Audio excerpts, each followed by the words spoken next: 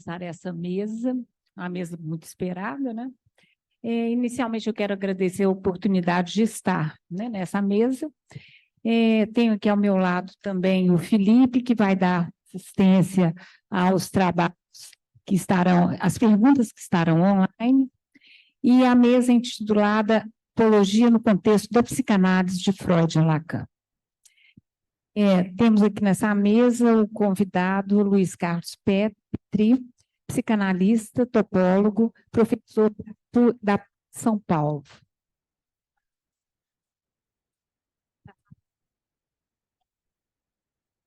Alô?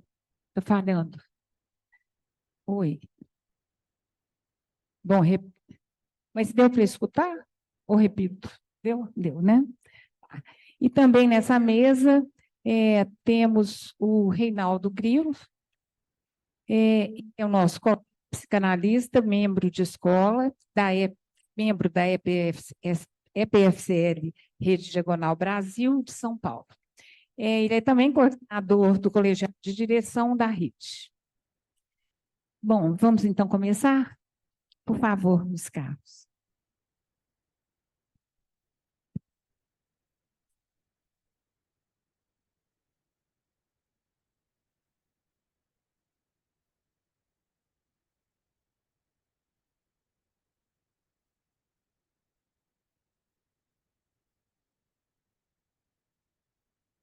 Muito boa noite a todos.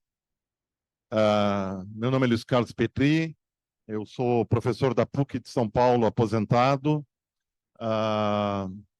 e agradeço muito ao convite da rede para vir falar sobre um assunto que é uma pesquisa minha que eu desenvolvo há 40 anos, né? Eu tenho 66 agora, e é uma satisfação estar aqui. Eu vou trabalhar o tempo todo com uma referência à tela que estará aparecendo online, e num dado momento eu vou também mostrar com material prático para vocês alguns aspectos. Então vamos começar aqui. A psicanálise como ciência rigorosa. Então esse é o ponto de vista que eu vou defender para vocês, e ele daria um curso inteiro, bem extensivo, mostrando no seu detalhe a sua fundamentação, a sua estrutura e a sua aplicabilidade. Entretanto, eu vou colocar isso de modo bastante sintético para vocês, porque entre o seminário 12, Problemas Cruciais para a Psicanálise, e o seminário 13, o Lacan elabora o título de seu seminário numa referência ao filósofo estoico Lucrécio, e ele diz que o meu próximo seminário será chamado De Rerum Natura Objecti A, em latim, ou seja, da natureza do objeto A. E aí passa o período das férias, as vacaciones, né? E o pessoal diz, olha, Lacan, está muito difícil este título, vê se modifica. Ele comenta isso no seminário 13, num dado momento, ele diz, o objeto da psicanálise, né? Que ele vai trabalhar nesse aspecto. E nessa virada, ele vai propor a psicanálise como uma ciência da natureza de tipo especial, na qual há a introdução de elementos que já foram colocados por vocês aqui durante as discussões, que é a ideia de buraco e do objeto A, correspondentemente à questão da falta, etc., etc. Bom, o francês utiliza a mesma palavra para dois conceitos diferentes: furo e buraco.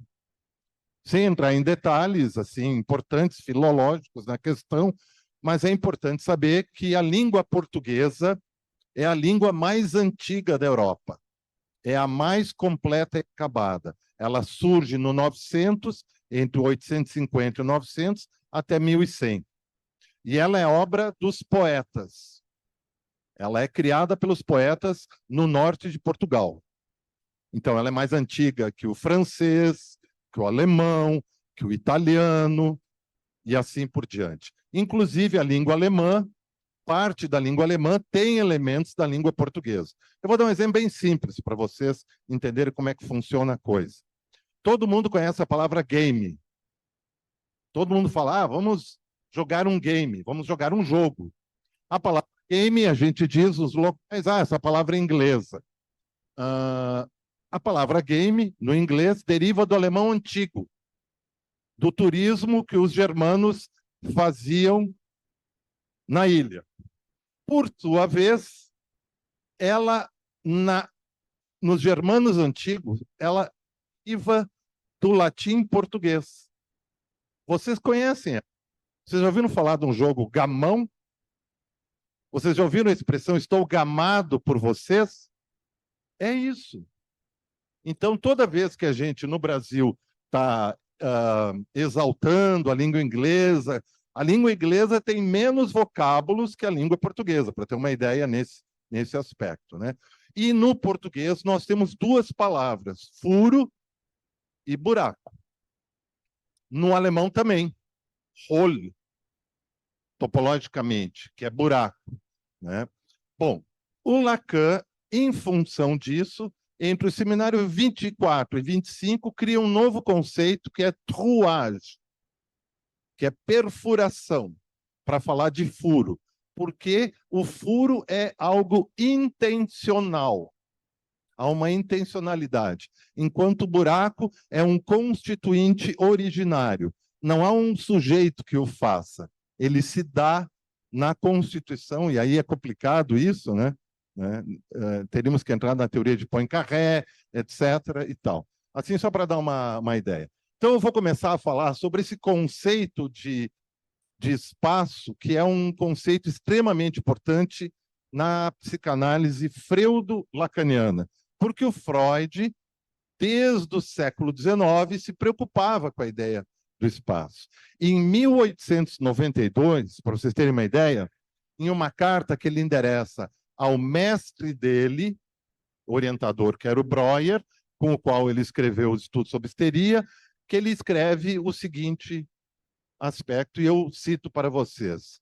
Como podemos representar de modo plano, bidimensional, algo tão corporal como a nossa histeria? As reações, as afasias, as paralisias, as dramatizações, etc., que se dão na superfície do corpo como tal.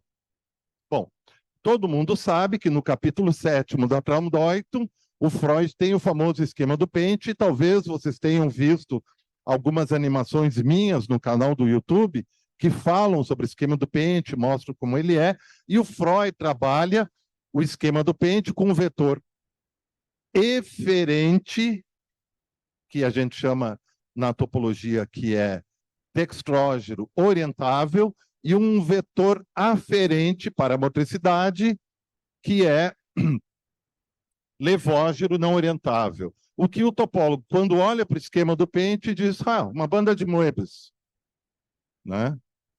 Nesse sentido. Porque uma das regras da topologia é que todo vetor não orientável ele deve ser feito a emitorção para colocá-lo orientável. E quando dois vetores são orientáveis, a gente cola eles, aí dá uma banda de Moebius. Desculpe se eu estou indo rápido, tá? Mais tarde a gente pode retornar com calma a isso, né? Mas no final da vida, quando Freud estava na Inglaterra, e ele se dedica a registrar os últimos pensamentos, ideias, pensamentos, problemas, que está no penúltimo volume da edição do Strachey, e também está nas outras, está na da Imago, em alemão. Ele vai, no penúltimo, escrever o seguinte, olha que lindo. A psique, eu estou traduzindo em alemão, tá? A psique é extensa, nada sabe disto. Ao invés dos a priori kantianos, os do nosso inconsciente. Quais são? Deslocamento, condensação. Os dois trabalhando juntos, figuração. Capítulo 6º da Traumdeutung. né? Interessante isso, porque mais de uma vez, das dezenas e dezenas de vezes, Freud se coloca diante da estética transcendental kantiana, colocando interrogações e querer reformular ela. Essa é a ideia que a gente chama, dentro da topologia matemática e da filosofia, inclusive, né? Muito interessante. Agora eu gostaria de dar um pulo nesse aspecto para vocês e falar de matemáticos e a psicanálise, algo muito engraçado, né? Por quê? Porque nós temos uma publicação recente no Brasil que coloca a psicanálise como uma ciência obscura, ou dentro do plano da obscuridade. A publicação, que bobagem, do Orsi, que é um jornalista, ele não é um cientista, e da Pasternak, que é uma bióloga, dentro de uma ciência aplicada. Certo? No caso, ela não é matemática, etc., né? Nesse caso. Então, vale a pena trazer três exemplos importantes que são nobéis. Hermann Weyl, matemático alemão, fenomenólogo, um dos mais importantes matemáticos do século XX, mais importante dentro da física e da matemática que o próprio Albert Einstein, amigo do Albert Einstein, ajudava ele. Só que ele não era garoto propaganda. Ele não posava para fotos, ele estava sempre nas atividades. Tem essa coisa. Quem é mais simpático, mostra a língua, faz os cabelos assim, né? Se mostra mais, né? Aquela coisa toda. Nada contra o Einstein, depois vou falar alguma coisa sobre ele, né? Aliás, o Freud era um leitor de Einstein. A partir da década de 20, o Freud começa a ler, e ele leu 2 livros do Einstein. Ele leu o livro do Einstein, A Teoria da Relatividade, que foi publicada em Berlim, foi publicada em alemão em Viena, né? E quando Einstein era professor na Universidade de Viena, que Freud, para vocês sabem, Freud também era um professor titular da Universidade de Viena. E todas as conferências introdutórias para a psicanálise, coisa que o Strachey não documenta, infelizmente, elas são conferências do Freud oficiais da universidade. E esse é um dos motivos porque, se um de vocês for hoje à Universidade de Viena, vocês vão ver uma estátua em bronze, tamanho real do Freud, na frente da universidade, dizendo o nosso mais ilustre aluno, porque ele estudou lá. Entenderam? Bom, o Hermann Weyl, por exemplo, uma das várias vezes que ele fala da psicanálise, no livro dele, Filosofia da Natureza, Der Wissenschaft Philosophien, né? Ele vai dizer que a psicanálise, a participação da psicanálise de Freud é necessária para a construção da compreensão de uma filosofia da natureza. Sem ela, não é possível. Ela tem que participar. O segundo é o David Roelle, um dos autores da teoria do acaso, que vocês sabem, né? Alguém joga aqui? Aposta na loteria? Na Sena, Mega Sena? Toda a matemática que é utilizada hoje, para isso, ele é um dos autores participantes, né? Ele está vivo, ele é um belga, alemão-belga, o trabalho dele é muito interessante, sugiro para ele o livro publicado Acaso e Caos, no Brasil. Ele vai dizer a matemática necessita do conceito de sublimação freudiano. Em todos os livros que ele escreve, ele sempre está falando de Freud, da importância de Freud. Por exemplo, um livro muito importante dele, utilizado na formação matemática, é O Cérebro dos Matemáticos. É duro o livro, é difícil. E ele reserva um capítulo inteiro para Freud. O que ele faz nesse texto? Ele analisa Leonardo da Vinci de Freud, o texto, e ele aponta, Freud se enganou. Ele chama Abutre e é o Milhaf, aquela coisa toda.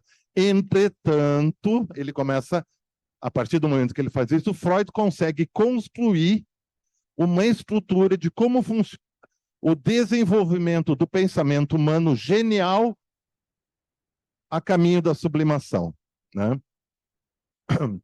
Essa é uma das coisas importantes. Só a citação para, né? E o terceiro é um francês chamado René Thom. René Thom é prêmio Nobel de matemática. Vocês sabem que o prêmio Nobel não é dado para matemática. Por quê? O prêmio Nobel é um prêmio menor. Ele é dado para ciências aplicadas, e não tem nenhuma maldade em dizer isso. É dado para física, para medicina, para biologia, para poesia, vocês entendem? Tudo aplicado.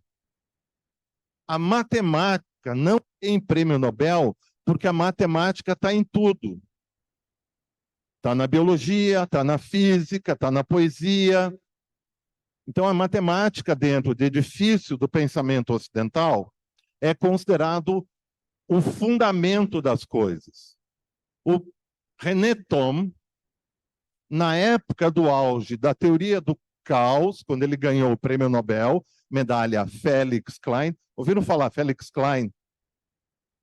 É o cara que criou a garrafa de Klein.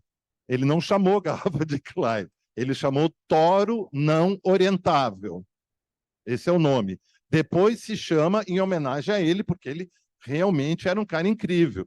Ele, bom, isso eu posso falar depois um pouco sobre ele, se vocês quiserem, porque é fascinante, né?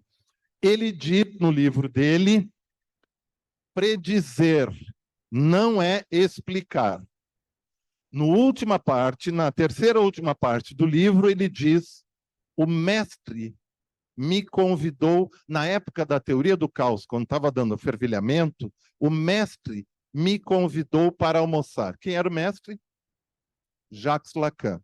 E eles almoçaram Rue de Lille, na frente do consultório daquela porta lá do Lacan, à direita, na esquina, tem uma boulangerie. Almoçaram lá. E eles ficaram 4 horas conversando, né? Sobre a teoria do significante, sobre a estocástica, sobre conjectura, etc, etc, etc.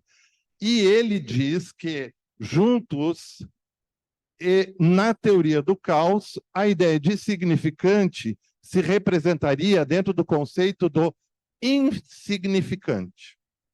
Por quê?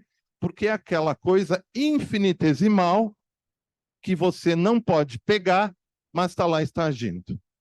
E modifica todo o resto. E aí, a partir daí, o René Thom escreve uma carta para o Lacan, e ele fica descrevendo isso, de 40 páginas de próprio punho, quer dizer, à mão, explicando para o Lacan a teoria do caos. Eu quero dizer o seguinte para vocês, entender isso que a gente fala dentro da topologia, ele não escreveu uma carta para mim. Ele não escreveu uma carta para o Hermann Weyl, para o Einstein, para outro matemático. Mas ele escreveu uma carta para o Lacan, para que o Lacan entendesse o pensamento dele e como isso poderia ser utilizado na psicanálise. Estão entendendo a importância disso? O matemático, que tem o prêmio Nobel de matemática, escreve uma carta para Lacan. Eu poderia falar sobre mais uns 15 matemáticos que tiveram participação efetiva no desenvolvimento, desde Dieudonné até Jean Petitot, famosíssimo, né? Vivo hoje, né? Mas eu vou deixar isso por enquanto. O René Thom é o autor que batiza o trabalho que Lacan faz com um nome. Ele diz: o Lacan não faz topologia. Não. O Lacan faz outra coisa, que é a topologerie. Topologeria, que significa a entrada da psicanálise na topologia. E com a entrada da psicanálise na topologia, a topologia se modifica. A topologia começa a olhar para algumas coisas que antes não olhava frequentemente. A partir do trabalho do Lacan, nós, na topologia, contamos os buracos. Definição de topologia: contar os buracos da superfície, não os furos, os buracos. E isso se chama genus. Bonito, né? Então, uma superfície, um espaço topológico, para ser mais coerente, é contado se ele tem genus 0. Quem não tem buraco? A esfera, o cubo. Quem tem genus 1, um buraco? O toro. Ah, mas eu posso ter um toro com genus 2, e assim por diante. E assim, vocês entendem, né? Essa primeira classificação de propriedades do ser em si do espaço topológico, né? Então, o Reneton tinha uma noção clara do que era a psicanálise, ele lia sobre o assunto e ele se interessava sobre o assunto, né? E assim por diante. Bom, em função disso, eu tinha preparado uma apresentação, mas como assisti a muito interessante e delicada apresentação da colega Colette Soler, eu conversei com a coordenação e disse, mas então, quem sabe eu repasso alguns pontos dela e mostro na topologia para vocês, para a gente até poder discutir do ponto de vista, né? Então, isso aqui eu quero ver se eu consigo. Não. Espaço tórico de Lacan. Vamos começar aqui. Vocês lembram que ela colocou que a interpretação do desejo aponta, nada formula, ela disse. A outra coisa que ela disse, a interpretação do dizer da demanda transferencial permite a distinção na cadeia significante, a diferença entre o mais A, o mais de gozar e o objeto A. Perfeito. De acordo com todo o trabalho que o Lacan realiza. Então, vamos lá. A demanda sempre é progrediente. Ela é sempre para frente. Dá para tirar aquilo ali embaixo, hein? Eu preciso que a minha tela apareça toda, tá? Por favor.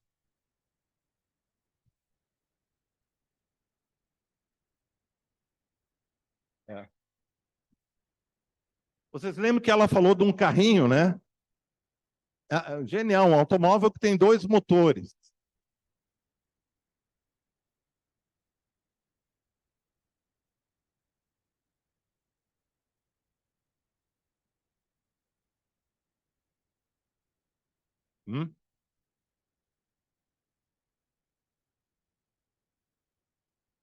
Não, é no teu.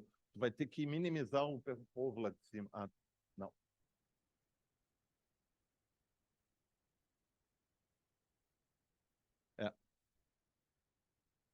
Então, nós temos o motor da frente,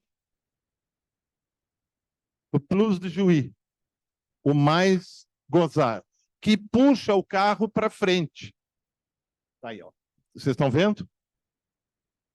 Que é responsável pela demanda progrediente, que vai sempre em frente, na estrutura cíclica da repetição continuada. E aí é interessante que ela vai para frente e tem um fator. O fator que ela é sempre subtrativa, que é uma das características do mais gozar, desde o seminário 16, quando Lacan formula progressivamente esse conceito a partir do conceito de mais-valia de Marx. Que ele vai dizer que uma parte do trabalho inconsciente é subtraído ao sujeito pelo mercado, que é o grande outro. O Lacan vai falar isso, né? E aí o sujeito tem que ir de novo, e de novo, e de novo, e de novo. Enquanto que ela falou que há um motor na parte de trás que puxa o carro para trás, que é o objeto A, que tem uma ação regrediente, rumo ao passado, as séries infinitas das identificações pregressas do sujeito. O Freud conseguiu entender essa parte com o seu esquema da cebola. O Lacan vai com a garrafa de Klein a ter o esquema do Freud, mais todo o trabalho que ele faz. E ali vocês veem o algoritmo do significante, aonde o sujeito sempre vai estar de 1 para o 0, tende ao 0, para Lacan, seminário 12, né? E no seu caminho, posterior à indicação formal do sujeito, evanescente, o desejo, que realmente é algo nesse aspecto. E ali nós temos o toro, aonde está representado, na superfície dele marcado, as posições pelas quais vão transitar a demanda como circuitos anelares, os tais LACs iniciais, e o Lacan vai dizer depois que o circuito da demanda é helicoidal e contínuo, né? Tinha uma animação do Reinaldo que mostrava isso bem, entre o -1, que é o ainda não, completou o toro, e depois as voltas seguintes não é mais 1, mais 2, não é, é só mais uma. Ou seja, agora deu, e tem que ser de novo, e de novo, e de novo, e de novo. Então, isso é uma coisa muito interessante que ela mostra, e no caminho dessa construção helicoidal da demanda, construindo o toro sempre continuadamente, nós temos algo que não está na superfície. Enquanto que a demanda está na superfície, ela tem uma característica material, porque o Lacan vai definir a demanda como a representação fônica da pulsão no contexto analítico, na sessão, porque nós só trabalhamos com a voz. Quer dizer, trabalhamos com outra coisa, mas o importante é a voz, porque ela simboliza, né? O desejo, que está justamente no centro, agora, do vazio interno do toro, do espessor do toro. Ou seja,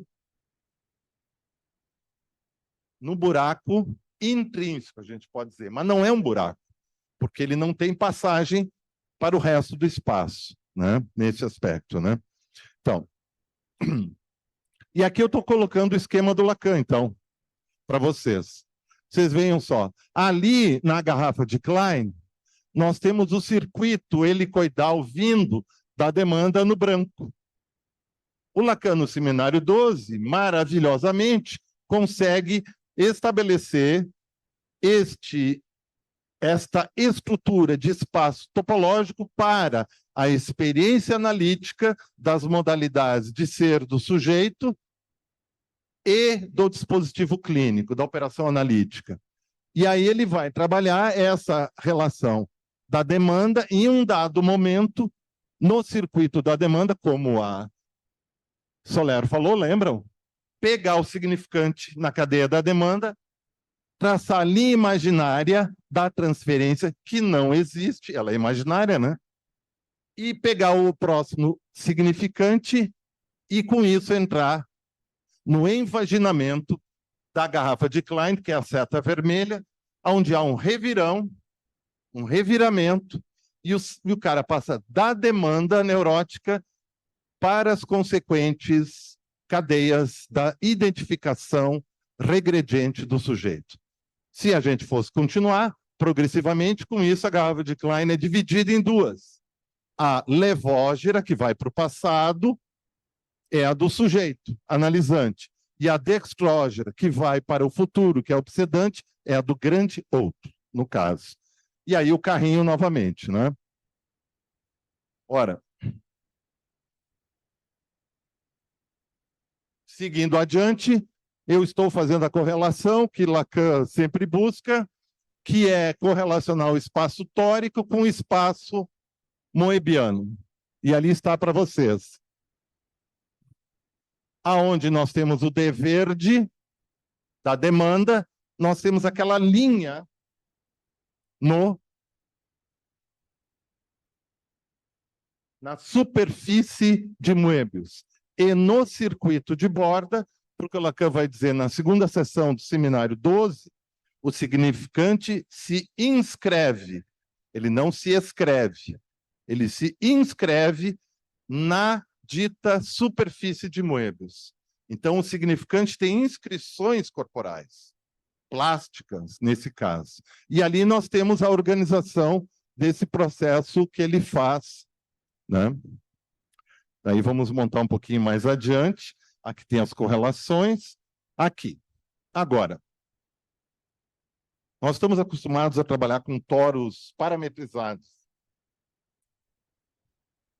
Existe uma coisa que se chama na topologia, infelizmente o Lacan não teve acesso a isso, mas não é uma falha, porque ele conseguiu fazer tudo que ele fez e é brilhante. Mas isso que eu vou mostrar para vocês é algo que é um conhecimento da topologia e que mostra o que Lacan está pensando. E que nós chamamos na topologia de twisted toro. Twisted de torcido. O toro que se torce sobre si mesmo e desiste de seu caminho reto. Ou seja, vocês estão vendo que o toro está torcido ali? À medida que o toro é construído, a cada 2 graus do giro dele, ele rotaciona sobre o seu eixo do anel da demanda 1 grau.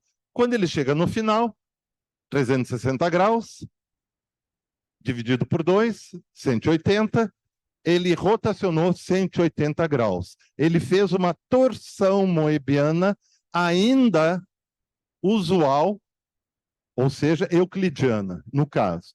Quando ele chega no final, acontece que no seu percurso nativo, esse toro permite um traçado automático daquela estrutura que Lacan desenvolveu a partir do seminário 9, entre os meses de abril e final de maio, que se chama primeiro 8 invertido, e depois ele diz, não, esse nome não está bom, 8 interior, que é uma estrutura da topologia também. Mas o Lacan faz isso em 1962.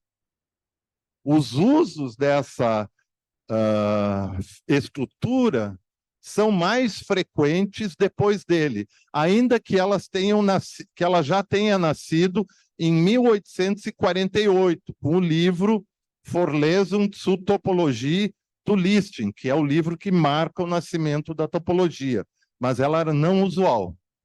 O Lacan, com isso, vai conseguir, num traçado único, ao redor do toro, onde passa pelo exterior do toro, na parte de fora, dá para dizer, e o interior do toro, onde está o buraco, continuamente. E se juntar, vocês estão vendo ali, na letra C,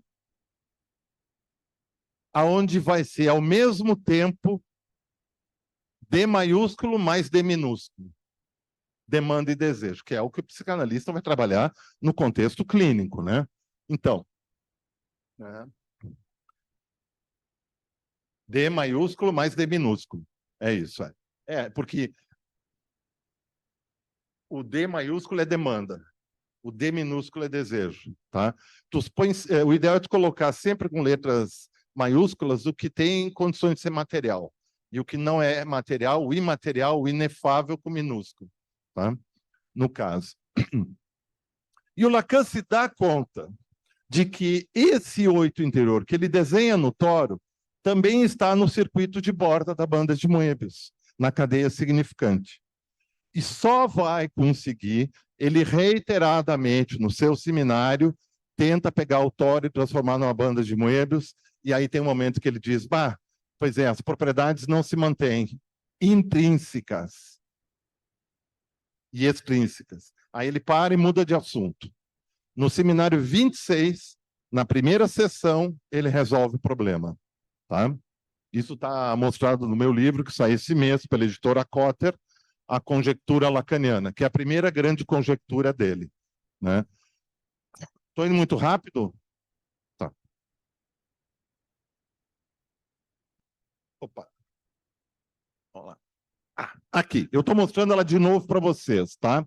Vocês veem o toro, ali eu coloquei formalizadamente anéis da demanda. Vocês não vão pensar que são só esses anéis que existem, mas ali mostra um contínuo Na verdade, é um corpo como aquelas bobinas elétricas, digamos. As bobinas elétricas são baseadas no conceito topológico, né, Walter? Né? Nesse aspecto aí. Então, em uma demanda específica, eu vou ter, num ponto acima que eu marquei, em amarelo, o S1 e o S2.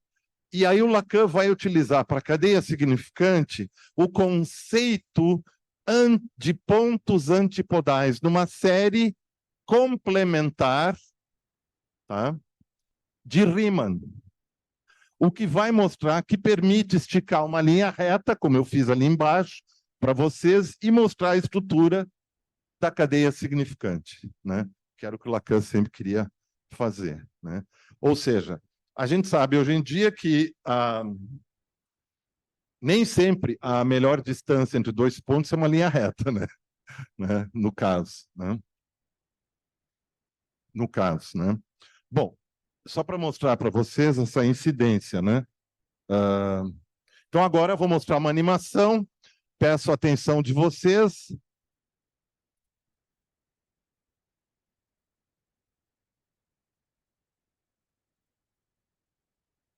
São dois pontos antipodais. Certo? Antipodais. Antipontos. São antipodais. Né? Um ponto antipodal é traçado numa superfície a partir de um eixo central onde eles cruzariam uma linha entre eles. Né? Por exemplo, ali, ó, vocês estão vendo, a demanda é um círculo. Se eu traçar, eles passam diametralmente, equidistantemente, a linha longitudinal do desejo e do sujeito que percorre o meio da banda de Moebius. Então, todo significante está referenciado à linha longitudinal do desejo. E o seu efeito é o sujeito. Efeito evanescente, né? O sujeito é um efeito do significante, Lacan vai dizer, né? Funciona matematicamente. Vamos aqui agora. Então, vamos lá. Então, agora eu vou construir um outro toro para vocês. Tudo é o toro, tá? Só que ao invés de eu ter uma M-torção, eu tenho três. 180, 180 e 180, 540. É o toro em tripla torção. Aqui eu coloquei o toro parametrizado que não tem torção nenhuma, né? E ali o em tripla torção. O que que ele mostra para nós? Um nó em trevo, um trefoil. O 8 interior é uma estrutura topológica de interpolação. Ele está presente no toro, na banda de Moebius, no nó de trevo, na garrafa de Klein e no cross-cap e em outras formas que não foram discutidas por Lacan. Ele sempre vai estar lá. Ele é aquela capacidade de transitar entre diferentes espaços topológicos, considerando que o toro é um espaço topológico em si mesmo, a banda de Moebius é um espaço topológico em si mesmo, a garrafa de Klein é um espaço topológico em si mesmo, e o cross-cap é um espaço topológico em si mesmo.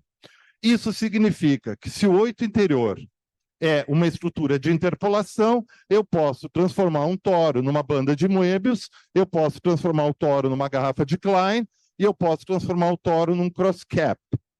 E esse é o que eu estou publicando, esses trabalhos, que são 4 livros sobre as conjecturas. O primeiro sai esse mês, e infelizmente eu não pude trazer aqui. C'est la vie. Então, a formação da tripla banda de Moebius, como diz Lacan, entre o seminário 25 e 26, ela possui 3 emitorções. O circuito de borda da banda de Moebius segue o triplo 8 interior do toro. O circuito de borda da banda de Möbius toca os pontos discretos do circuito helicoidal da demanda. Pontos discretos quer dizer o seguinte: para cada anel da demanda, ele toca 2 pontos antipodais. Então, nem tudo é significante. Vocês estão entendendo? O perene na vida humana é a demanda, mas há pontos no significante, eles são antipodais. E é por isso que o Freud escreveu o texto Die Verneinung, a denegação, que ele trata de uma situação antipodal. Se você acha, gostaria de dizer, doutor, se você deve estar pensando que eu estou falando da minha mãe, eu não estou falando da minha mãe. Mas não termina ali, é a minha mãe. Termina no antipodal do mãe. Né? E outro texto do Freud é o sentido antitético das palavras primitivas.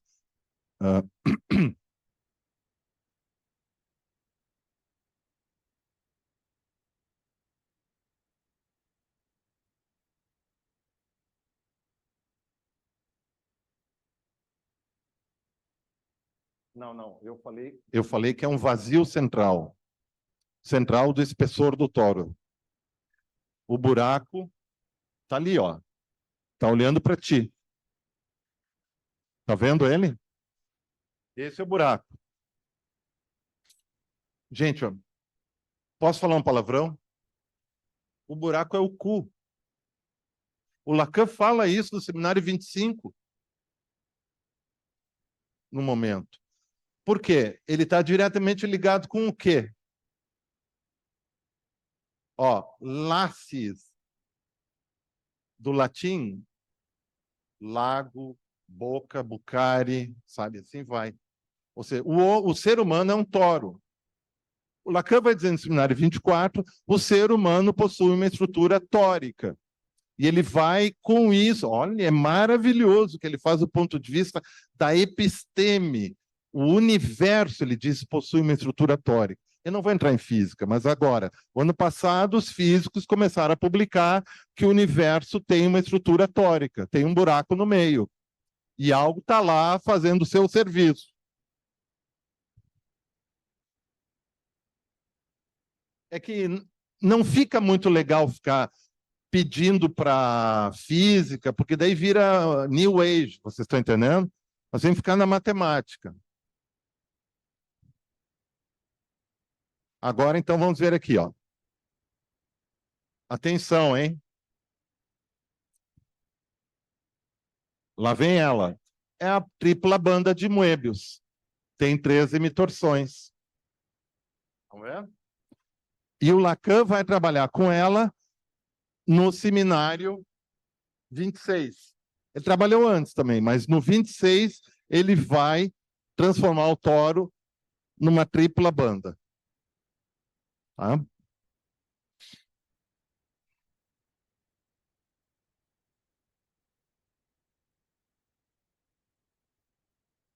Então, vamos lá. Agora nós temos ela aqui e eu vou mostrar para vocês que ela vai nos dar o nó de trevo. Então, o desenho, ele bonitão ali, né? Nó em trevo, né? Para vocês terem uma ideia. Por que que isso é importante? Por várias coisas, mas eu vou dar só um exemplozinho bem pequenininho, tá? Que se relaciona com o que a professora Soler falou. Está aqui. No seminário 12, nas 3 últimas conferências, o Lacan vai começar a discutir uma questão muito importante, que é a da Entzweiung, que é a divisão, que está na base da Spaltung. E ele vai, com isso, usar uma banda em tripla torção, aplanada, na qual o saber não é uma superfície, ele é uma dobra. O conceito de dobra, em Lacan, é uma hemitorção. Dobra e hemitorção são sinônimos. A dobra, quando tu está fazendo na superfície que ali está. E a hemitorção é na construção da superfície. É a mesma coisa.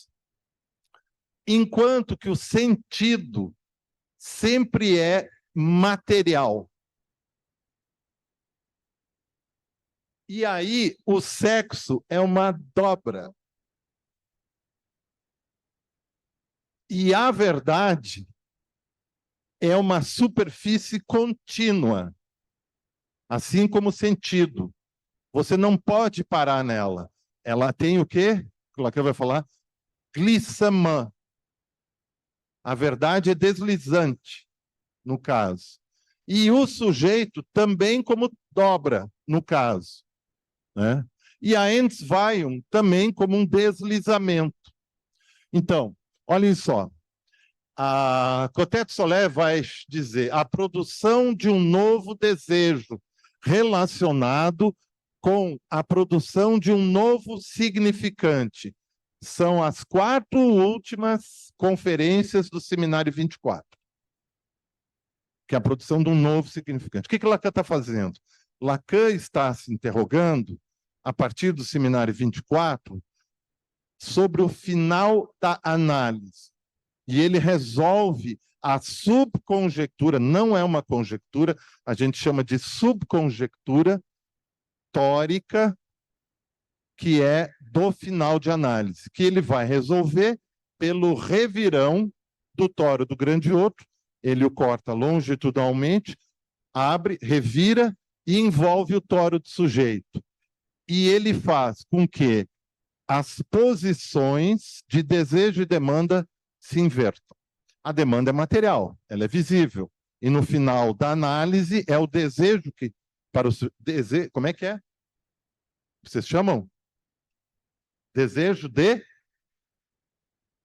entenderam? Pá, vem para fora. Vem para fora.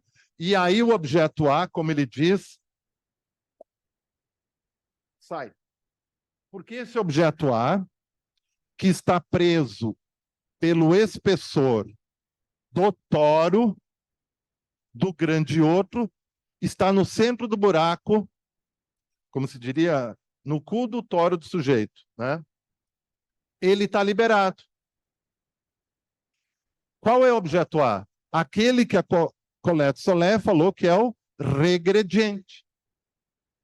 Aí o cara tem condições de colocar um novo significante, entenderam? Né? Aí o Lacan vai dizer num dado momento, porém, francês, né? Atenção, né? Não é sempre assim. Acontece que há, às vezes, uma contra-psicanálise. O que é a contra-psicanálise? É aquele cara que fez análise, tem o final da análise, mas o Torus redesvira de novo e se forma. Mas ele não vai ser o mais o mesmo. Daí ele diz, bom, o que eu acho é que essa recomendação de Freud, de que o analista, de tempos em tempos, deva voltar a fazer análise, é muito bem-vinda, no caso. Ó, e ela vai dizer, não é dada a produção do analista. Por quê? Porque no revirão do toro do grande outro, nem sempre nós temos aquilo que Lacan chama coalescência do objeto A. Coalescência, para vocês terem uma ideia, no sentido original do termo, na língua que vem do latim, é quando a gente puxa a descarga do banheiro. Se entenderam? É. E faz aquele barulho, vai embora. Então, isso pode não acontecer. Mas o cara terminou a análise. E ele continua com algo ali ainda preso, né? E por isso que eu coloquei a contra-análise. E nós temos, então, essa ideia do desejo de analista como algo que se coloca em ato. O ato é o ato do corte, do revirão e da identificação de pontos posterior, que é a cola. Na matemática, a gente chama corte desidentificar pontos e colar identificar pontos. Tá? E esse processo de cortar o toro do outro, revirar ele e colar de novo, na matemática chamada cirurgia. Por isso que o Miller, lá no Seminário 12, vai chamar esse processo de sutura, mas ele está só preocupado com o final, que é costurar, né? Seria a identificação de pontos, né? Então, o desejo do analista é contingente ao final da análise. Então, Lacan vai apresentar dois modelos maravilhosos desse processo. Um sobre o toro do grande outro e um revirão sobre o RSI. Quem ele vai revirar? Aquele que anela os outros dois, o simbólico. Né? Nesse aspecto, né? No caso, né?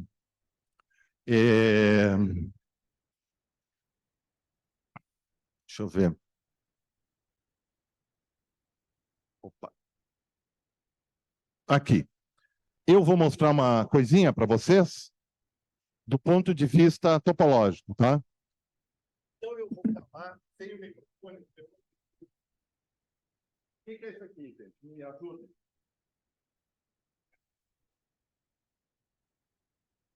Tá online. Eu falo alto, escuta lá, não escuta? O que é isso? Então, por favor, mais perto aqui.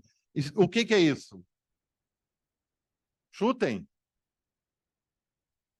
Um toro, claro. É um toro? É um toro? Olhem, não perca. Ó, quem não olhar, não faço. Nada de ficar escrevendo. Topologia, sim. Deu, né? Sabe? Tá? Ó. Observem. Isso aqui não é mágica. Isso é topologia. Não é circo. Tá? O que é isso aqui agora? Eu transformei um toro numa garrafa de Klein. Tá? Então, o toro pode ser transformado numa garrafa de Klein. O que eu fiz? Eu fiz o revirão de um anel da demanda. E puxei a estrutura. É assim. O Lacan vai nos dizer, no Seminário 12, que o sujeito vem para a análise com uma demanda de sofrimento.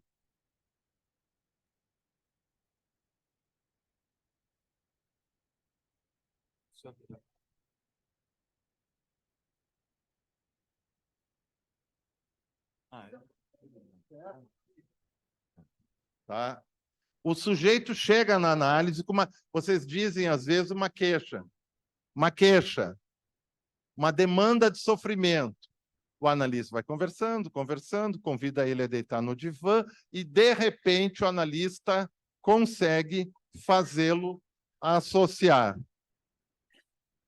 Quando ele consegue fazer ele associar, ele constrói essa estrutura na qual a demanda circula, pega um significante e o outro antipodais, e ele entra na estrutura retrogrediente da cadeia infinita, da série, das identificações, desmontando. Aí o resto vocês vão ter que ler no livro, tá?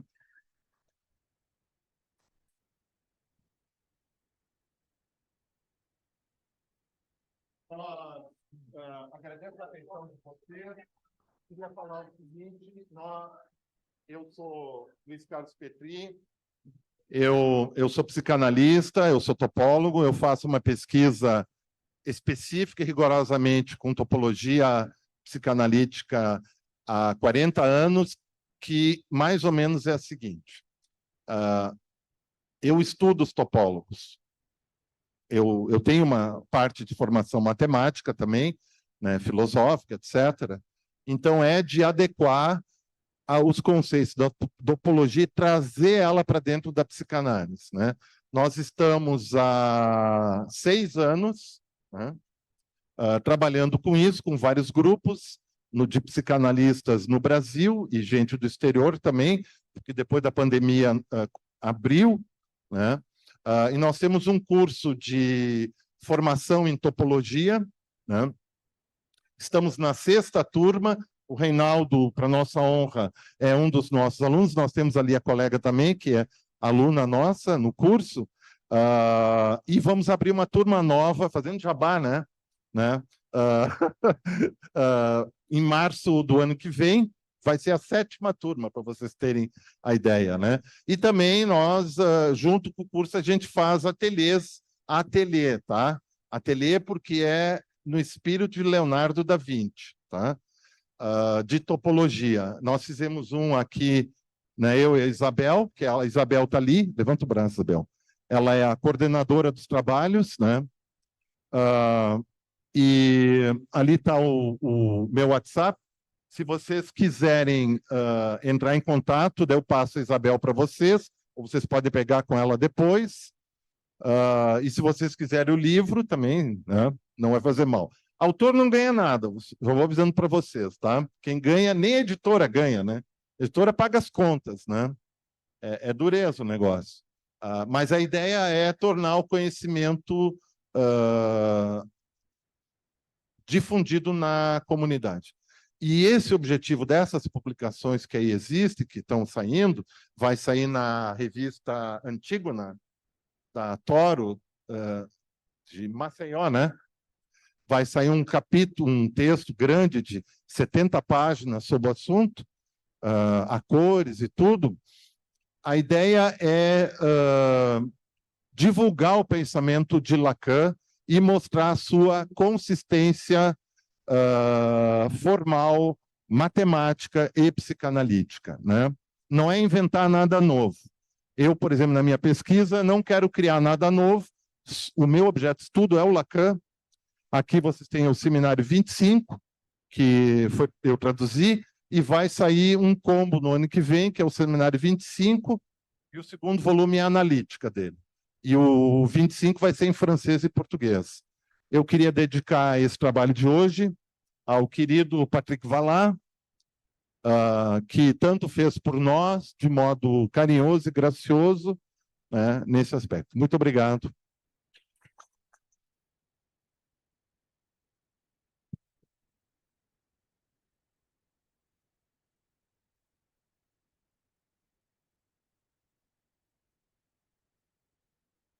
Bem, Petri, está saindo bem a voz? Não? Não, mas não está. Está melhor? Tá.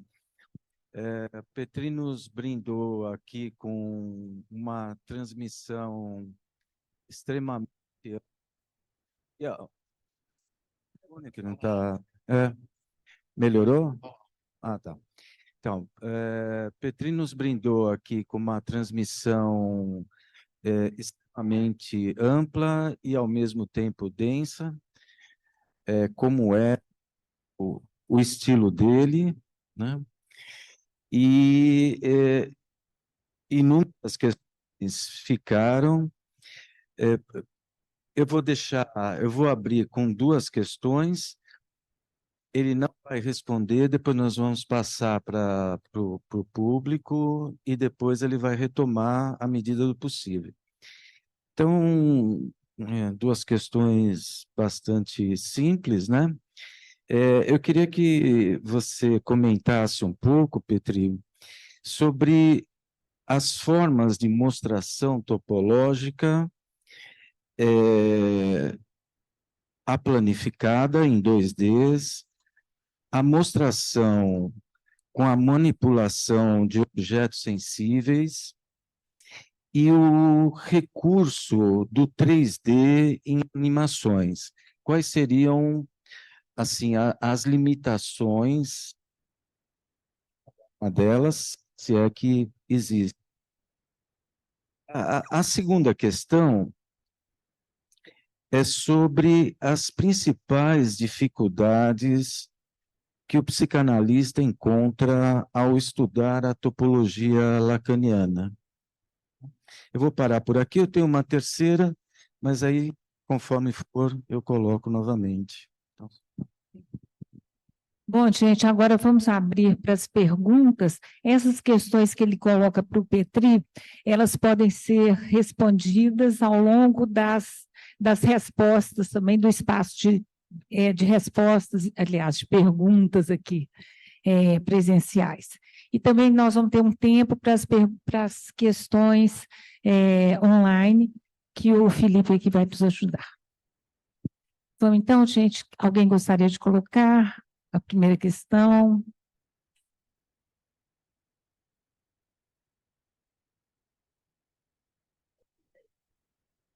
Precisa, sim, Roseli, é importante.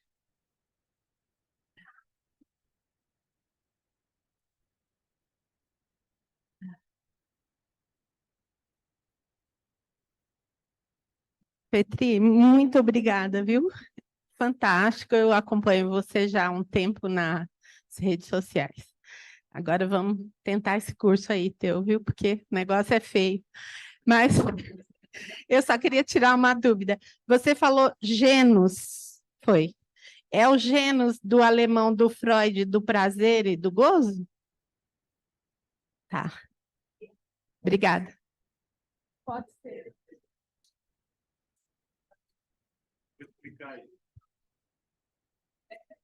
Ele vai comentar depois.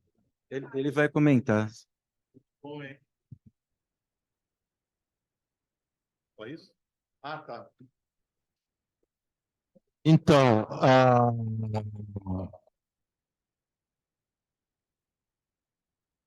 para vocês terem uma ideia, eu vou falar em pé, tá?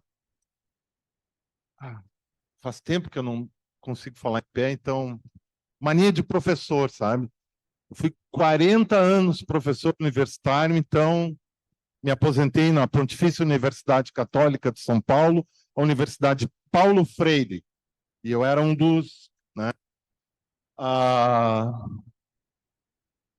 Nós trabalhamos com o que se chama em matemática, em topologia, dimensões.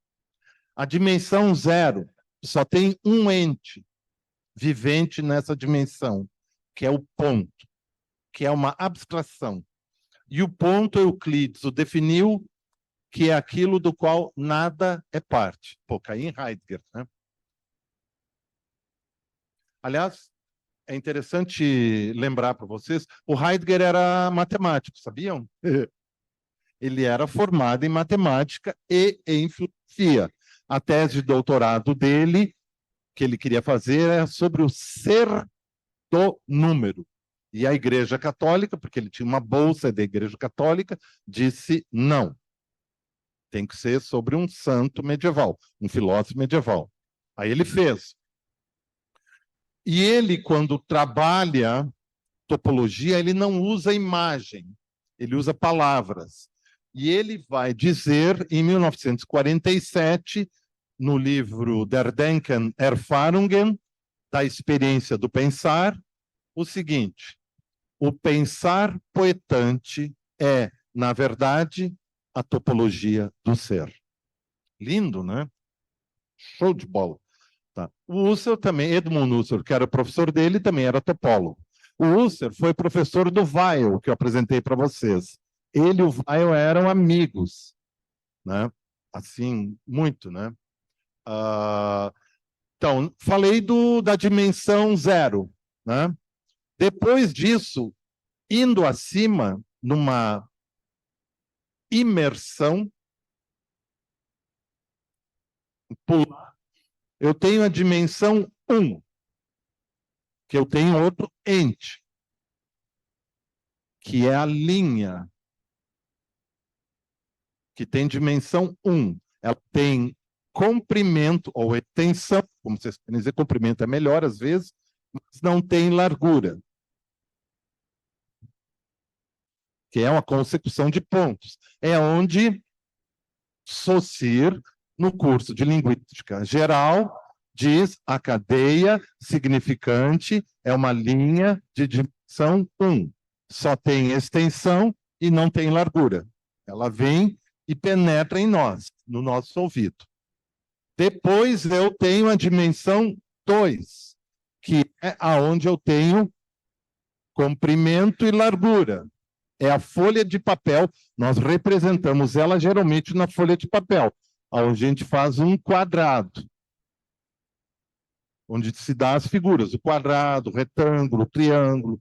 São figuras, são entes de dimensão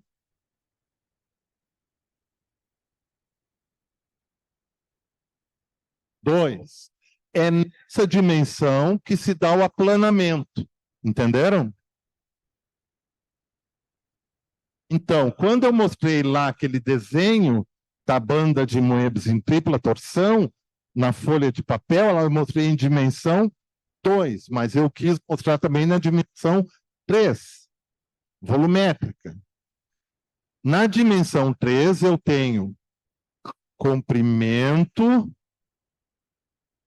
largura e profundidade ou altura. Profundidade. Eu tenho comprimento é o eixo X da reta das... Tá?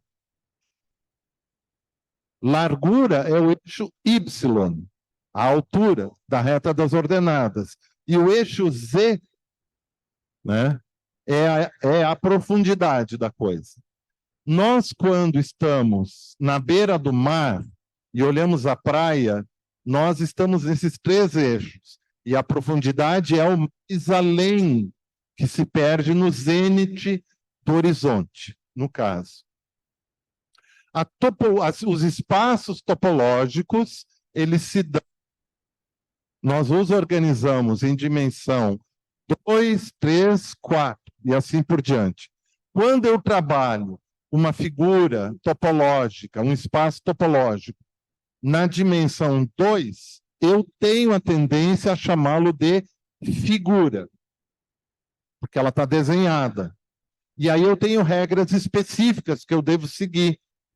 Por exemplo, se eu desenhar uma parte da superfície atrás dela mesma, a delimitação dela deverá ser com linhas pontilhadas, entendeu? E aí começa. O problema do 8 interior é que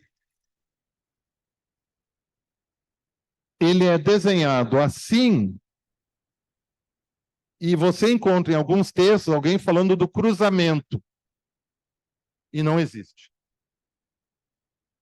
O que a gente chama um equívoco.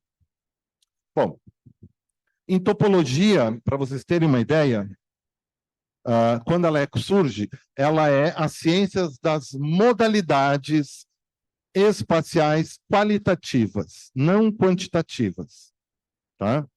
Dos estados de ser, do espaço, dos espaços qualitativo e não quantitativo. Outra coisa que a topologia faz é a mesma coisa que está no capítulo 6º da Tramdoito. Ela não trabalha com a regra do terceiro excluído. Uma coisa é verdadeira ou falsa, não há terceira possibilidade. Não, é que nem Freud. Ou. Lembram? No capítulo 6º da Tramdoito? Pode ser. Aliás, a topologia não trabalha com o conceito de verdade. A lógica trabalha. A topologia não. Os topólogos não estão nem aí para o erro ou para dizer, você errou. Não existe isso. Fala isso em topologia é feio. O erro pode ser um momento privilegiado de produção de conhecimento, entenderam? Tá? E também trabalha com a regra do terceiro excluído, eu já falei, ou da contradição.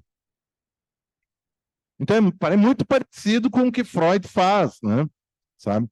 Então, isso que leva o Poincaré a dizer o seguinte, em 1900, que qualquer concepção, compreensão, tenhamos dos vários espaços, dimensões, se baseia na apreensão do sujeito humano de seu corpo enquanto espaço lá do começo da sua vida. E qual é a vivência que o sujeito tem no início da sua vida como espaço?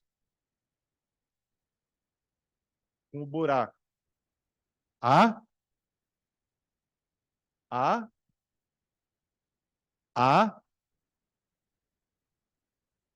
amamentação. O bico do seio é o que delimita o buraco. Por isso que Freud vai lá que esse é o objeto originário que está perdido, porque o sujeito tem vivências alucinatórias e jamais vai ter simbolização disso. E só depois ele vai ser significado, mas de um modo completamente diferente, né? E o Poincaré fala sobre isso. Incrível, né? Depois, na publicação em 1926, Le Dernier Pensée, do Poincaré, Os Últimos Pensamentos, pela livraria Garnier, que existia ao mesmo tempo na França e no Rio de Janeiro, porque os Últimos Pensamentos do Poincaré foram publicados no mesmo dia no Brasil e em Paris. Ele também volta a esse tema. É interessante que houve, no nosso país, sempre se estudou muito a topologia, tá? Depois, com a vinda da gentil ditadura militar, tudo foi solapado e voltamos ao século XIX na matemática. Só para vocês saberem, né?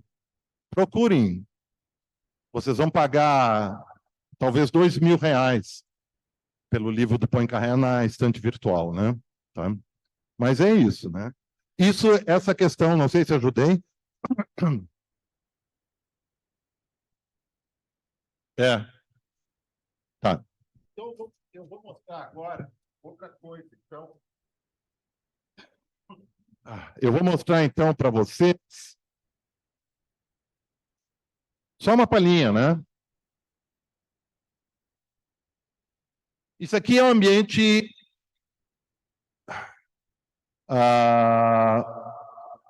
topológico computacional. É o que nós temos hoje de mais avançado. Provavelmente se estima que vai ter algo além disso daqui a uns tempos. Eu só não vou dizer o que é. O que vocês estão vendo aqui? Uma linha. Estão vendo a linha aqui? Bom, o que eu vou fazer aqui é uma brincadeira com vocês. Espera aí. Aqui. Eu vou oferecer para vocês um círculo. Ofereço-te um círculo. E eu vou dizer para esse círculo, meu, está aqui, ó, o retângulo como linha, caminha ao redor do círculo. Então, o Poincaré vai dizer que a linha singra o espaço amorfo indeterminado e, com isso, traça a superfície. Vocês viram? Não é legal? Eu vou aumentar ela um pouco. Tá. Agora, eu vou fazer ela caminhar aos poucos. Viram?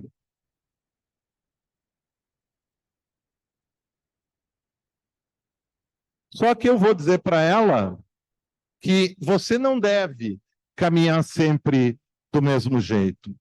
Eu quero que você faça o percurso da linha e realize uma M-torção. Opa!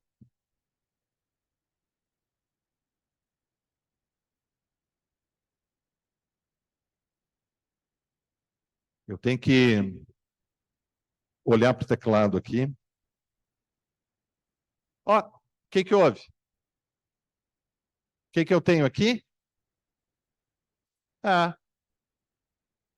Entenderam? Então, alguma coisa acontece, como diz o Caetano, né?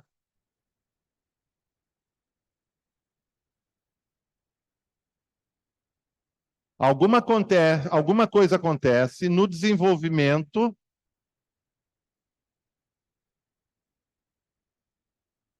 dessa estrutura espacial no seu desenvolvimento, que ela sofre uma M-torção. Então, esse é onde eu faço a topologia essa toda, computacional. Leva um tempão para aprender a trabalhar com isso, claro, né? Mas eu acho que é interessante mostrar como a coisa acontece. no curso, muitas vezes, a gente fica construindo também ela em tempo real. Então, vocês podem olhar ela de qualquer jeito, né? Vocês veem que ela existe de fato, ela não é falsa. Entenderam? Né? E a outra questão era... peraí. O genus. Quem foi que falou isso? Hein?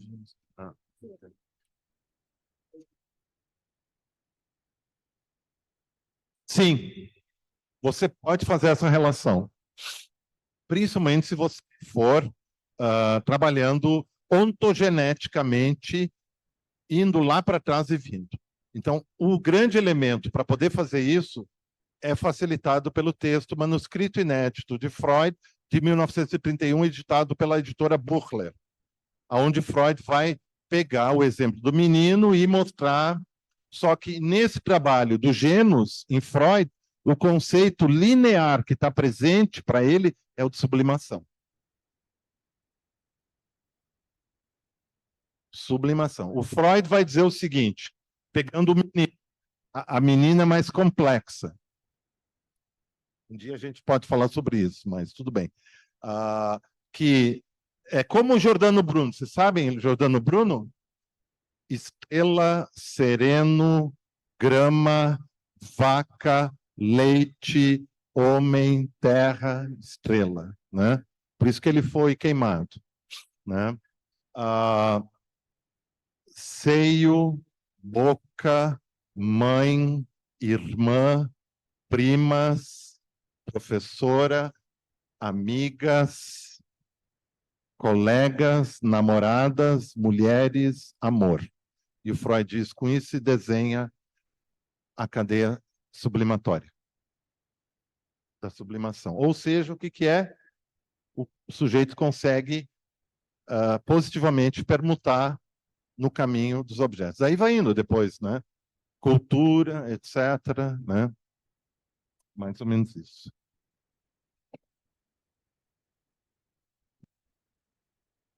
Bom, nós temos aqui uma pergunta do Felipe. Mais alguém aqui? Andréia? Aqui do Felipe, que está na mesa. Boa tarde, Petri. Vou aproveitar que não houve, pelo menos por enquanto, nenhuma questão de quem está nos assistindo online. Eu estou com a dificuldade de formular, mas eu vou tentar. Eu fiquei pensando muito em duas coisas que muito me interessam no Freud.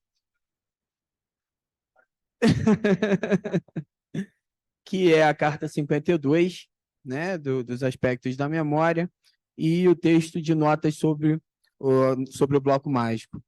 E eu fiquei me perguntando o seguinte, quando você cita aqui em algum momento os vários espaços, né, que simultaneamente estão em constante torção. A pergunta seria, o significante também se torce? Para além da cadeia, não só a cadeia de significante se torce, o significante em si. Fiquei pensando nisso em relação à nota sobre o bloco mágico. O significante em si também se torce? Eu não sei se não tem uma animação minha no canal do YouTube sobre essa questão do bloco mágico, mas o bloco mágico, quando Freud vai trabalhar o bloco mágico, é uma coisa... Algumas pessoas de mais idade, assim, digamos, mais experientes, vamos colocar assim, já tiveram blocos mágicos reais. Eu tive um, que eram várias camadas, né? É muito interessante. A ideia de bloco mágico está baseado na ideia das superfícies folheadas de Riemann, que nem o mil-folhas. Vocês já viram mil-folhas?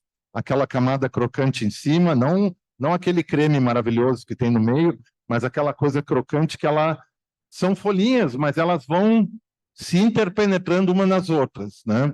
Que é o que Riemann vai trabalhar. E o Freud vai trabalhar essa coisa do Wunderblock, que em alemão é bloco maravilhoso, né? Tudo bem, traduzido mágico está bom também, porque ele é espantoso. Se você tem 3 camadas, você escreve na primeira, levanta, continua escrevendo, levanta, e você tem nas camadas inferiores os traços daquilo que foi feito, né? que são uma ideia de que no inconsciente tudo se preserva, mas não da mesma forma como no consciente. Ela vai se representar naqueles aspectos essenciais que diz respeito a ele. E por isso que a memória é uma capacidade infinita, porque tu tem um fragmento de uma representação mais completa na consciência, mas no inconsciente tem um índice, a gente vai dizer. Aí é importante a semiótica. É um índice que, se for trabalhado, vai te levar à ideia completa, total do que está ali. Bom, o Lacan vai dizer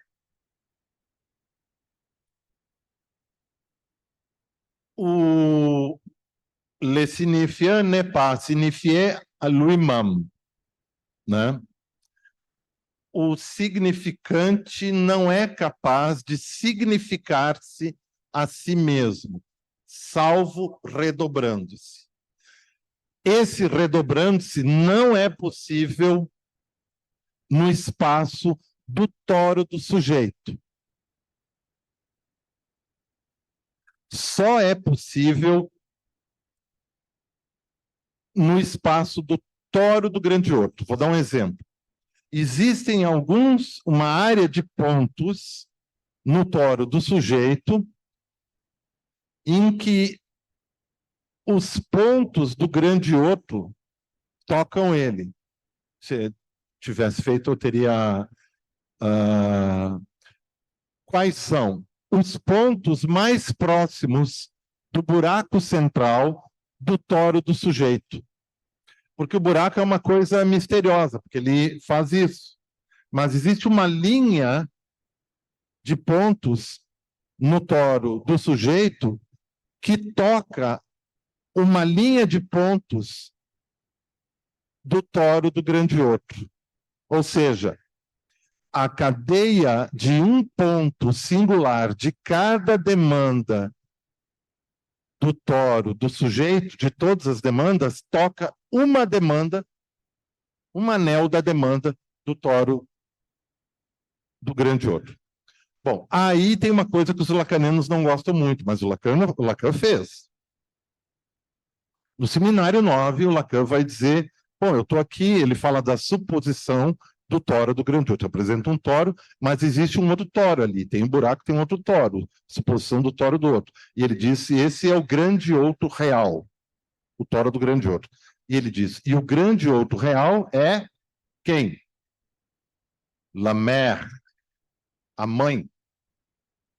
Porque é ela que introduz o sujeito nessa coisa dos pontos. Então, se vocês começarem a pensar, qual é o significante no homem dos ratos que se redobra? Você perguntou isso, né? Criminoso e grande homem, são antipodais. E esses estão no anel da demanda do toro do grande outro, que coloca para o sujeito dois significantes opostos, antipodais, para o equinócio do sujeito. E ele fica ou, o tempo todo, não consegue escapar. Então, do lado do pai, vai estar o significante do seu redobramento. E a função da análise, qual é? Lacan já disse no seminário 1, é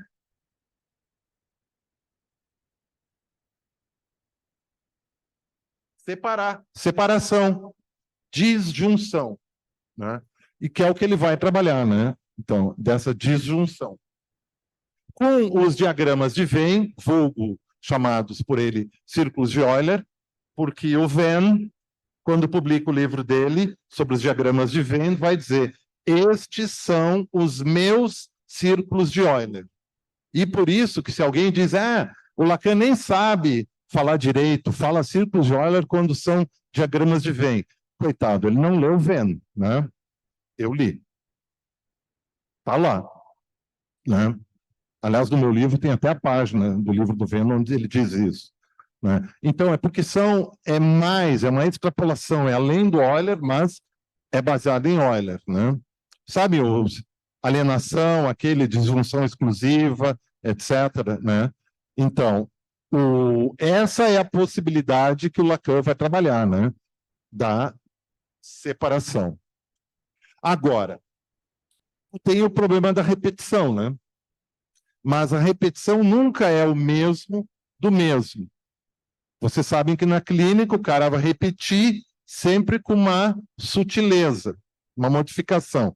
Como, por exemplo, o Homem dos Ratos repete a mesma estrutura o tempo todo, seja diante, pensando, eu vou pegar a navalha e vou matar a velha. Corre lá, abre a gaveta, quando ele vai para si cortar o seu pescoço, que é a antípoda, não corto o pescoço da velha, corto o meu pescoço. Se eu corto o pescoço da velha, eu sou criminoso. Se eu corto o meu pescoço, eu sou bom homem, porque eu deixo de ser criminoso. Eu matei o cara que ia ser criminoso. Quando ele pega, ele diz, mas eu já pensei isso, então não preciso fazer. Né? Ou então, a questão da moça dos Correios. Eu pago para esse, eu pago para aquele. Né? Sabe? Eu tenho que fazer isso, então nem ele nem ela serão atacados pelos ratos. Algo ruim vai acontecer. Mais ou menos isso, né?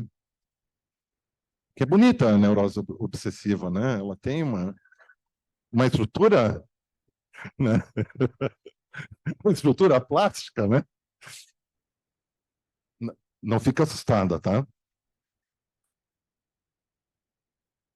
Ajudou?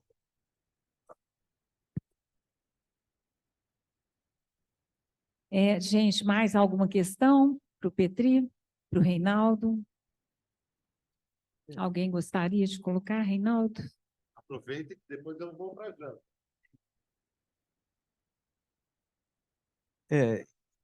Então, em complementação a essa primeira pergunta, né, na questão das mostrações em 3D, né? Tá, vou colocar mais perto aqui, tá bom. Então, vamos lá.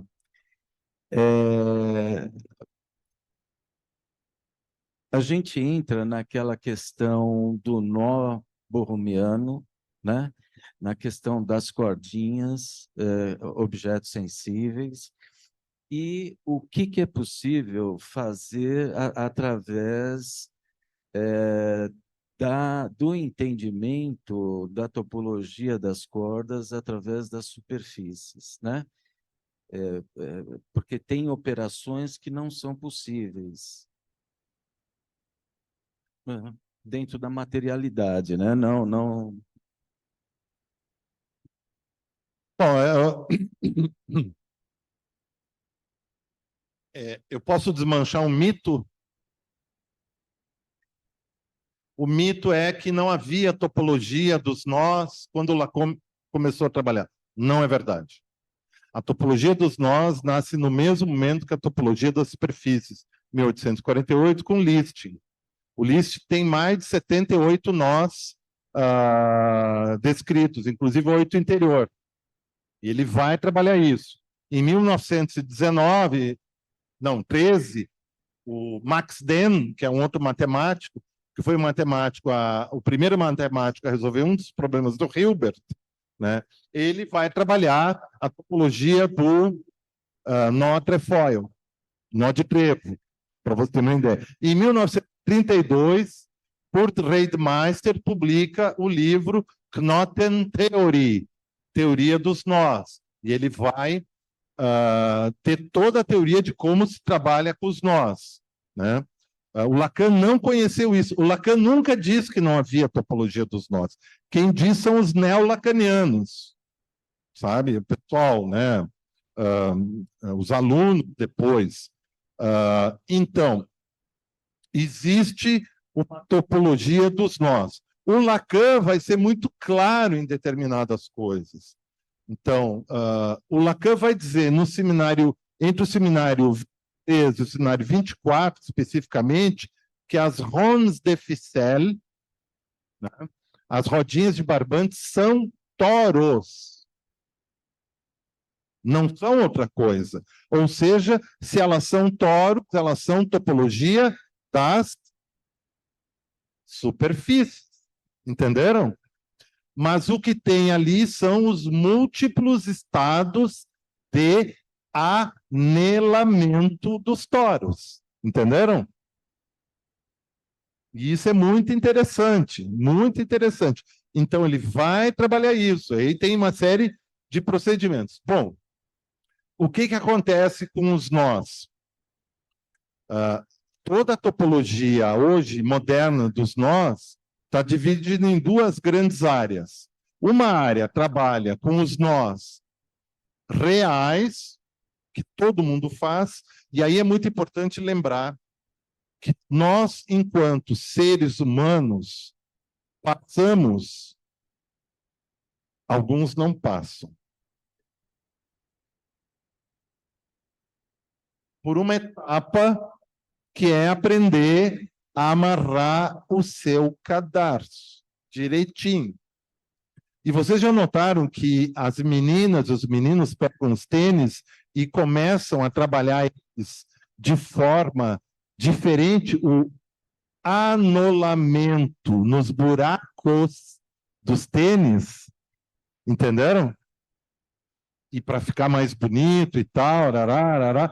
Isso é uma perspectiva háptica da topologia dos nós. Amarrar o avental atrás, quando vai cozinhar, é trabalhar com topologia. As mulheres têm muita facilidade com isso, porque elas vivem trabalhando o seu cabelo.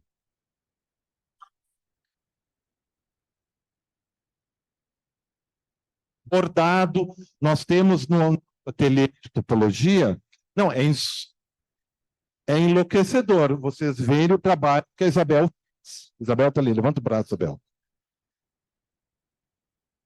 Ela consegue fazer de crochê uma banda de moebos real, sem corte, só com uma linha. E isso ensinado no curso e no topologia.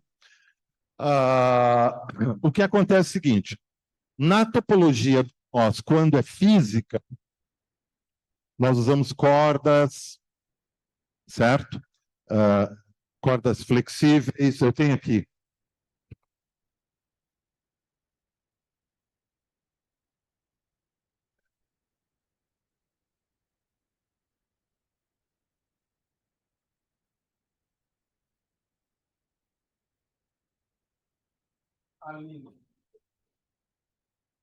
A linha, né? O círculo, tá? Então, vamos lá. Por cima, por baixo, por cima. Opa! O nó de trevo, estão vendo? Tá. Regras importantes. Não se manipula com as ronds de ficelle, com os nós rapidamente. Isso é coisa para circo ou mágico. Tem que ser devagar, porque a gente anota mais, menos, ó, tá? Por cima, por baixo, eu tô vendo, eu que digo. Por cima, estão vendo, ó? Tá? E eles têm significados importantes. O que que eu fiz? Eu deslizei. Movimento número 1. Deslizo por eu, a referência sou eu, tá? Ou vocês, eu vou pegar, tentar fazer por cima, eu deslizo por cima. E eu deslizo por baixo. Bom, vou montar assim agora, para vocês verem. O que que eu tenho aqui? Certo, né? Tem o nó de trevo, eu tenho 8 interior. 8 interior é o nó mais simples que existe, porque ele pode ser transformado num círculo. Pelo simples movimento, ó. Eu tenho que montar ele de novo. Monto ele de novo. Como é que ele é desfeito? Ele é desfeito pelo movimento de torcer. e puxar, mas eu não posso liberar, tá? Então, esses são os dois movimentos, né? Então, deslizamento, o primeiro é torcer, que equivale ao conceito de Lacan. De volta, acabou.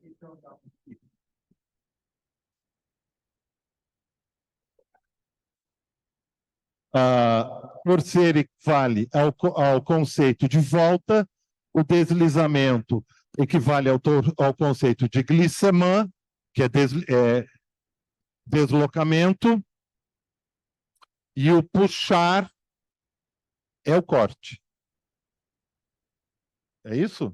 Tá bom? Bom, mas no universo eidético transcendental, computacional, ele é transcendental, porque ele é puramente da razão, que é o universo topológico, eu posso atravessar a superfície. Então, tem uma animação minha do nó de trevo que eu mostro a passagem para psicose, que é... Daí é uma discussão que eu estava tendo com um colega meu, que eu não diria que seria para psicose, mas é a perda da realidade na neurose. Quando o cara atravessa o nó de trevo, ele transforma num toro, esse toro quer se transformar num círculo, numa esfera, ou num círculo, mas não consegue, né? O Lacan sempre vai, de volta e meia, discutindo a esfera. Mas a esfera não é relevante topologicamente. O que eu noto é que, às vezes, alguém está lendo Lacan e pula um parágrafo, quando ele justamente diz, não, mas não é isso. Ele introduz a esfera para dar uma ideia do universo usual, fechado, que tem o interior, o objeto A não poderia ser visto e tal, e ele seria todos os pontos da esfera reduzíveis a um ponto. O que vocês dizem quando um sujeito reduz tudo a uma coisa só? Ele é um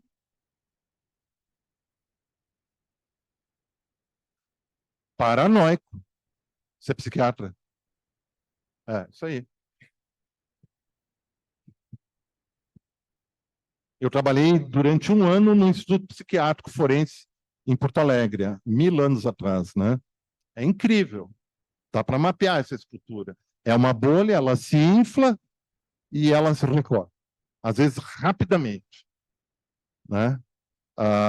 E não tem possibilidade de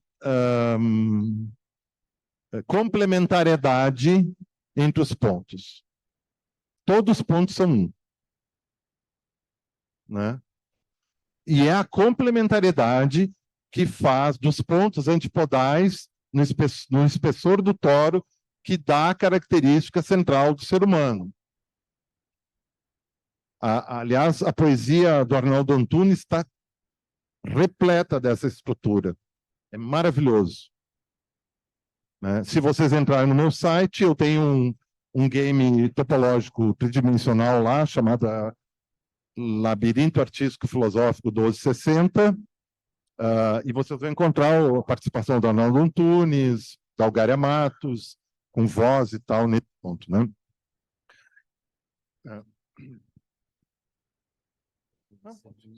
Se tiver mais alguma questão? Tá. Bom, tá aí uma apresentação de um pouco mais de 1 hora e a gente pode se divertir por meses se debruçando para tentar entender. Então, tá bom. Tá. Não, já terminei. Já. Quer falar mais alguma coisa? Gostaria de agradecer a atenção de vocês e lembrando que quem tiver interesse em mais informações pode falar com a Isabel, com o Walter também, e que o livro está saindo esse mês pela editora Cotter, né? Uma força aí.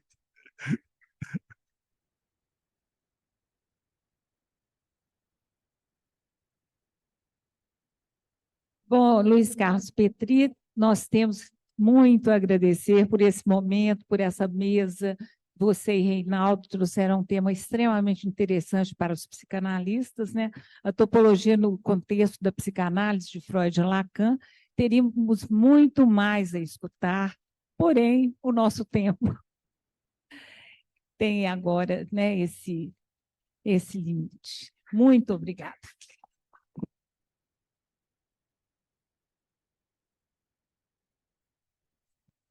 Bom, eu preciso passar antes, um minutinho, a Rúbia tem um recado a dar.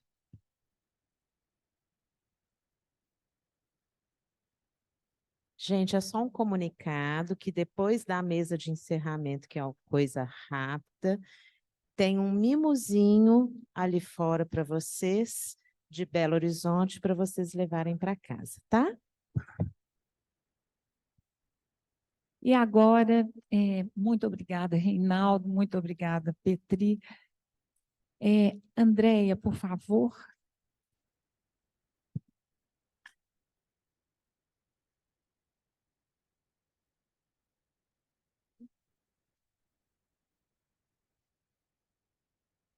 Boa tarde a todos.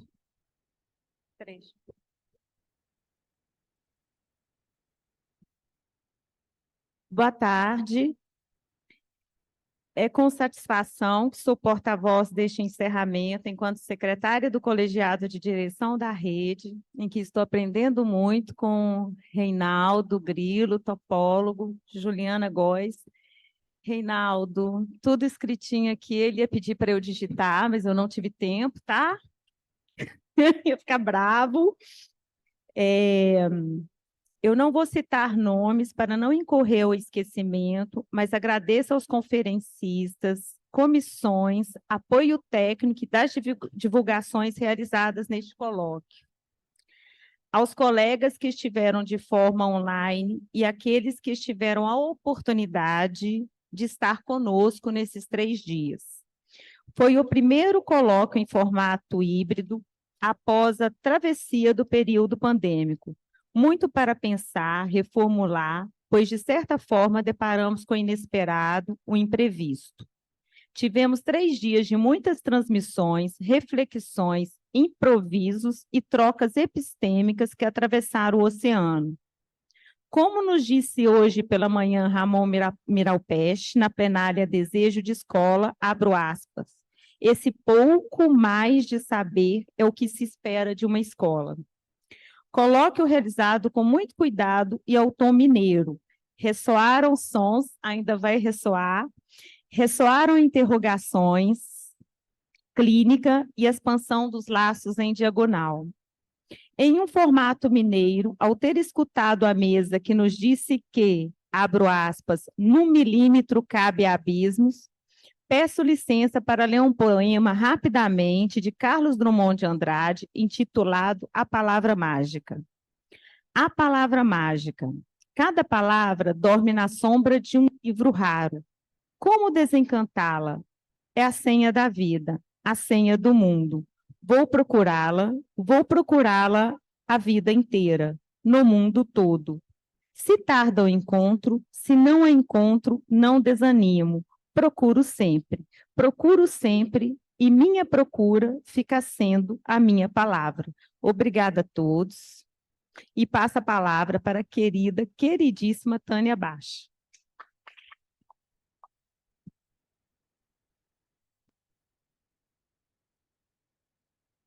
Bom, é difícil trabalhar, mas também é bom pensar que nós estamos, nesse momento, trabalhando esse fechamento entre aspas, né, dos nossos 3 dias. A Clínica do Desejo, ponto de partida e ponto de chegada. Começamos o 7º colóquio orientados por este tema e proposta. A Clínica Psicanalítica, na atualidade, nos convoca no trabalho renovado, que é presencial e online. E com gosto, disposição e entusiasmo, fizemos este caminho nesta construção. Pequeno e grande, 7º colóquio, discreto e pulsante, que oportuniza o nosso encontro presencial e online, que cruza de longe e de perto as nossas possibilidades de trocas epistêmicas e de mais enlaçamentos. Observação. Tivemos muitas pessoas de fora. Tivemos a Colete Soler na nossa abertura online e vocês que vieram de tão longe e estão aqui. A minha admiração à coordenação geral e CDI Reinaldo Grilo, A Ângela Mucida, coordenadora da comissão científica, que nas suas funções, os dois, né, fizeram acontecer esse encontro, os dois e a comissão.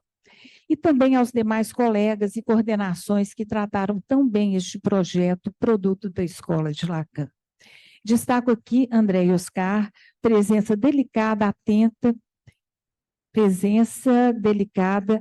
e decidida, amiga que esteve investida sempre no trabalho desta comissão, além da sua outra função.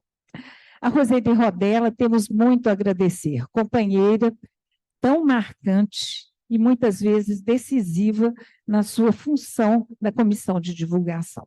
Destaco os trabalhos e participação importantes de Adriana Anchieta, de Rúbia D'Alessandro, Luiz Canuto e Elisa, e todos os queridos colegas de BH. Ao Glaucio Caldeira, que com a sua arte emoldurou o nosso 7º colóquio, agradeço. Bem de perto e de longe sustentou a sua participação. Glaucio está hoje em Portugal. A arte, assim, fez parte e faz parte. Enfim, nós de Minas estamos gratos e honrados com as presenças. E agradecemos com jeito mineiro de queijos e beijos.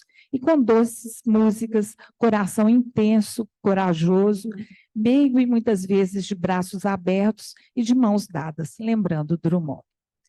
Tomara que vocês levem deste encontro os restos na forma de inquietação, provocações e questões, e ainda boas lembranças. E fazer o que com isso?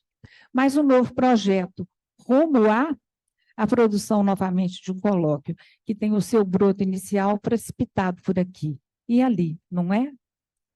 Não é, gente, é uma tendência nossa que mineira de falar. E peço ajuda e a licença poética para colocar aqui um fragmento poético de Adélia Prado, poetisa mineira, para ser levado como um agrado perfumado de flor de laranjeira para cada um de vocês. Estremecerei de susto até dormir, e, no entanto, é tudo tão pequeno, para o desejo do meu coração, o mar é uma gota.